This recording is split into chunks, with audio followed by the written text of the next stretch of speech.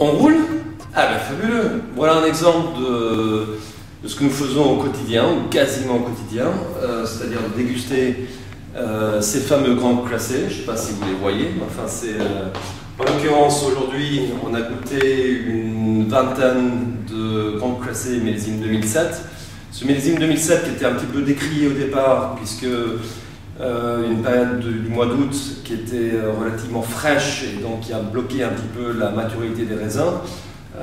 Fin de saison, donc autour des vendanges qui ont été sauvées par un ensoleillement qui était suffisant pour arriver à ramasser des raisins le plus mûrs possible, mais aussi décrié puisque en primeur, il faut s'en rappeler, en primeur, il a été jugé que ces vins étaient un petit peu trop chers par rapport à un achat en primeur. Donc voilà, concrètement, nous venons de recevoir ces vins physiquement durant ces 6 derniers mois.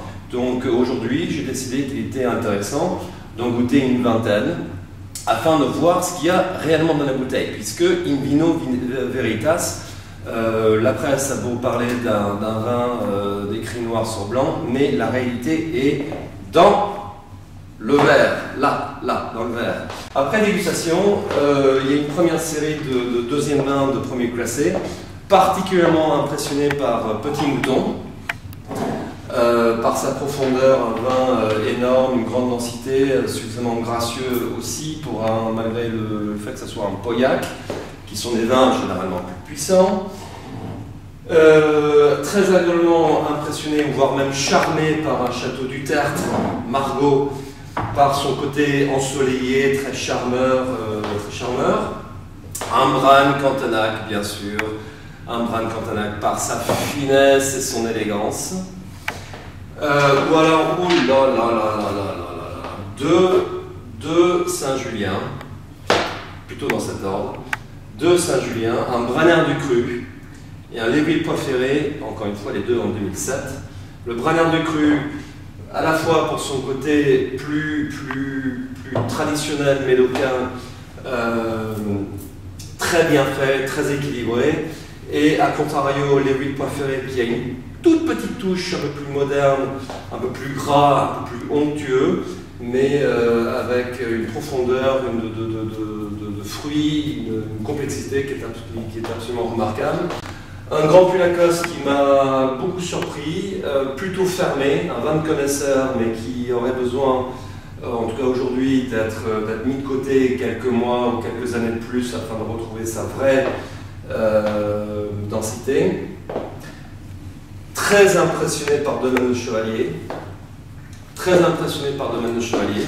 Ça, c'est une propriété qui, depuis le millésime 2004, recommence à faire des merveilles, puisque déjà dans les années 80 et avant, Domaine de Chevalier était une des références clés dans l'appellation Pessac-Léognan. Mais là, en 2007, Domaine de Chevalier, ça m'a vraiment surpris.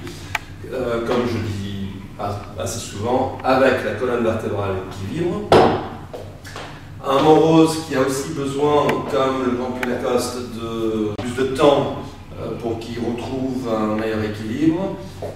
Et ensuite, on a fini aujourd'hui sur 3 merveilles, 3 vins qui sont bien sûr dans la catégorie des top vins de Bordeaux, et en même temps 3 vins qui ont des styles très différents. Alors en l'occurrence, on parle de Causse d'Astournelle à Saint-Estèphe, du très mythique vieux château Sertens sur Pomerol, et puis on revient dans le Médoc avec le légendaire grand vin de Léoville du marquis de Lascasse, autrement dit château Léoville Lascasse.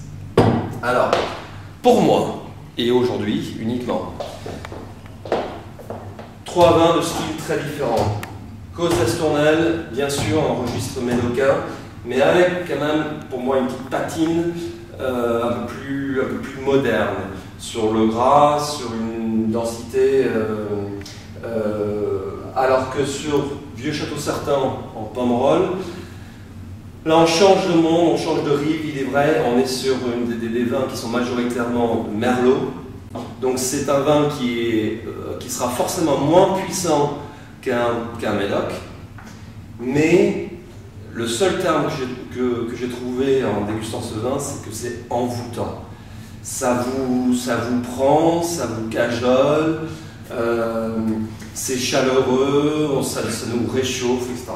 Et ensuite, un Léo Villascas, encore une fois, monstrueux, enfin monstrueux dans le bon sens du terme, un vin quand même phénoménal. Alors, il n'y a pas de premier classé, aujourd'hui, en tout cas, mais c'est un vin qui est extraordinaire, qui a de la race, qui est bien sélectionné, qui est complexe, qui est profond.